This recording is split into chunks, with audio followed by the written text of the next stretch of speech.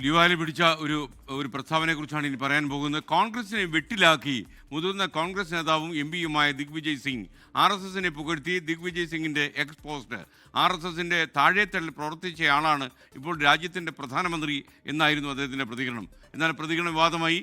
എന്നാൽ താനൊരു RSS വിരോധി എന്ന വിശദീകരണം പറഞ്ഞ് ദിഗ്വിജയ് സിംഗ് അപ്പോൾ തന്നെ മലക്കം മറിഞ്ഞു.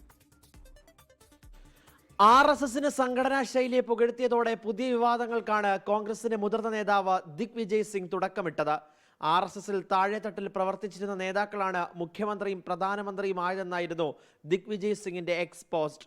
മുതിർന്ന നേതാവ് LK അദ്വാനിയുടെ കാൽച്ചുവട്ടിലിരിക്കുന്ന പ്രധാനമന്ത്രി നരേന്ദ്രമോദിയുടെ മുൻകാല ചിത്രം പങ്കുവെച്ചുകൊണ്ടായിരുന്നു ദിഗ്വിജയ് സിംഗിന്റെ RSS പ്രശംസ. ഇതാണ് സംഘടനയുടെ ശക്തിയെന്നും ദിഗ്വിജയ് സിംഗ്. കോൺഗ്രസിന്റെ ദൗർബല്യം പരോക്ഷമായി ചൂണ്ടിക്കാട്ടിക്കൂടിയാണ് പ്രതികരണം.